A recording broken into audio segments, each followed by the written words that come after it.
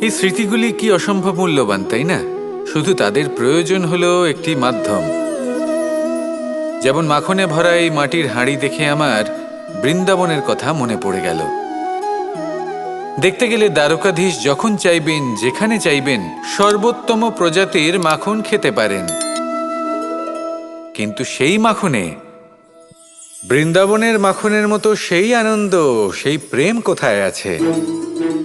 বৃন্দাবনে গোপীদের হাঁড়ি ভেঙে মাখন খাওয়া, বাড়িতে লুকিয়ে চুরিয়ে ঢোকা, পরিশ্রম করা, চুরি করে হাঁড়ি ভেঙে মাখন খাওয়া, তার মধ্যে যে আনন্দ ছিল, সেটা কোনো পাত্রে রাখা মাখনে কি পাওয়া যায়? মায়ের বকা খাওয়া, মায়ের প্রেম অনুভব করা, ওনার হাত থেকে মাখন খাওয়া, যমুনার তটে বসে গোপীদের সাথে হাসি ঠাট্টা করা, রাধাকে উত্ত্যক্ত করা, বৃন্দাবনের স্মৃতিগুলি হলো অমূল্য। যখনই সেগুলো স্মরণ করি তখনই মন প্রফুল্ল হয়ে ওঠে। কিন্তু আপাতত আমি এই মাখনটা খেয়ে তৃপ্তি লাভ করব। আপনিও আপনার জীবনে সেই অমূল্য অদ্ভুত মুহূর্তগুলোকে স্মরণ করুন এবং আনন্দিত থাকুন। আমার সাথে ভালোবেসে বলুন, রাধা রাধা। আমাদের জীবন হলো একটি যাত্রাপথ, একটি প্রতিযোগিতা। আর এই প্রতিযোগিতায় এগিয়ে থাকার জন্য, জয়লাভ করার জন্য আমরা সবাই কোনো না কোনো সাহায্য খুঁজি। কেউ ঈশ্বরের শরণে যান, কেউ গুরুর কাছে যান, কেউ মাতা পিতার কাছে যান, আবার কেউ যোগ্য বন্ধু নির্বাচন করে নেন।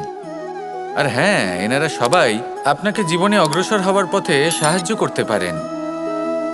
কিন্তু এমন একজন ব্যক্তি আছেন এই সংসারে, যিনি এই সংসারে আপনাকে সবার আগে নিয়ে যেতে পারেন। আর সেই ব্যক্তি হলেন স্বয়ং আপনি, আর কেউ নয়। অর্থাৎ আপনি যদি চেষ্টা করেন, পরিশ্রম করেন, তাহলে আপনার বন্ধু, আপনার বান্ধব, আপনার পরিবার, আপনার গুরু আপনাকে সাহায্য করতে পারে, আপনাকে আরো অনেক বেশি প্রদান করতে পারে। কিন্তু যদি আপনার চেতনাই না থাকে, তাহলে কেউ আপনাকে এগিয়ে নিয়ে যেতে পারবে না। যেমন ছোট্ট একটা বালক যে সবেমাত্র হাঁটতে শিখছে, প্রথমে সে হামাগুড়ি দিয়ে চলতে চেষ্টা করে। তার মাতা পিতা তাকে দেখে খুব আনন্দ পান, তাকে উৎসাহও দেন। সেই ছোট বালক দাঁড়াতে চেষ্টা করে, হাঁটতে চেষ্টা করে, আবার পড়ে যায়, আবার উঠে দাঁড়ায়, আবার চেষ্টা করে, আবার পড়ে যায়। আর ভবিষ্যতে গিয়ে সে হাঁটতেও শিখে যায়, আবার দৌড়তেও শিখে যায়। এই সংসারে আপনি যে কর্মই করতে চান না কেন, যে স্বপ্নই আপনি পূর্ণ করতে চান না কেন, সেটা আরম্ভ হবে আপনাকে দিয়ে, আপনার কর্ম দ্বারা। তাই কর্ম করতে শুরু করুন। বাইরে থেকে সাহায্য পেতেই পারেন, তা সদ্ব্যবহার করুন। আর আমার সাথে ভালোবেসে বলুন, রাধা রাধা কৃষ্ণ। আমার অনেকগুলো নাম আছে, আর তাদের মধ্যে একটি হলো যুদ্ধ বিমুখ। এই কথা আপনারা সবাই জানেন। দাদাও আমাকে বলেছেন যে তুমি এরকম কিভাবে যুদ্ধক্ষেত্র থেকে মুখ ঘুরিয়ে পালাতে পারো কানাই। দেখুন, যেটা সময়ের দাবি ছিল আমি সেটাই করেছি। যদি আমি রণভূমি ত্যাগ করে না পালাতাম, তাহলে কে জানে কত সৈনিক নিজেদের প্রাণ হারাতেন, কে জানে কতগুলি পরিবার নিজেদের বাঁচার আশা হারাতেন, কে বলতে পারে হয়তো কত প্রাণী এই সংসার ত্যাগ করতেন। আর তাই কখনো কখনো যুদ্ধ বিমুখ হওয়াই শ্রেয়।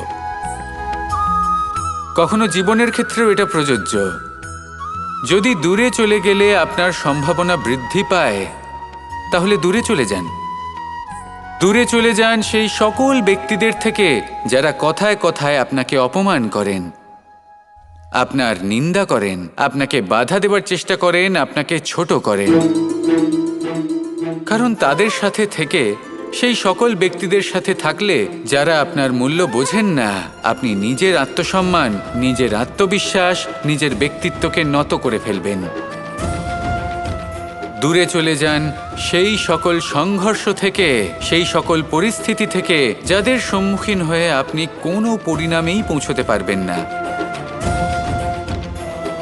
যদি আপনি এইভাবে যুদ্ধ বিমুখ হয়ে উঠতে পারেন, যদি এই প্রবৃত্তি আপনি নিজের মধ্যে জাগ্রত করতে পারেন, তাহলে আপনার সামনে সেই যুদ্ধ চলে আসবে যাতে বিজয় লাভ করে আপনি নিজের অস্তিত্ব খুঁজে পাবেন। আর সেটাই হলো সবথেকে বড় জয়লাভ। আসুন আমার সাথে ভালোবেসে বলুন, রাধা রাধা। এটা ঠিক এর বিপরীত। কখনো কখনো এই ব্যক্তি অজান্তেই আমাদের এটা ভাবতে বাধ্য করে দেয় যে আমরা যেটা করছি সেটা কোথাও অনুচিত নয় তো।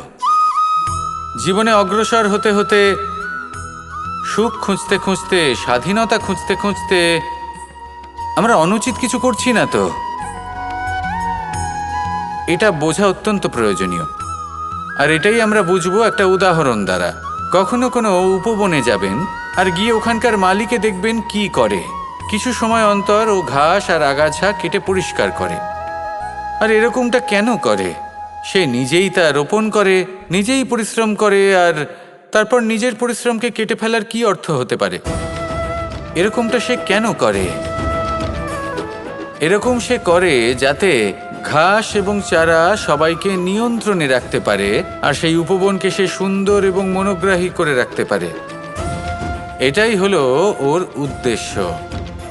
এবার ভাবুন যে সেই ব্যক্তি আপনার জীবনে সেই কাজটাই করছে। আপনার জীবনে সে মালি হয়ে আসে আর কোনো শুল্ক ছাড়াই আপনাকে সে আরো উত্তম ব্যক্তি করে তুলছে। তাই মনে মনে ওনার প্রতি কৃতজ্ঞ থাকুন আর আমার সাথে ভালোবেসে বলুন, রাধা রাধা।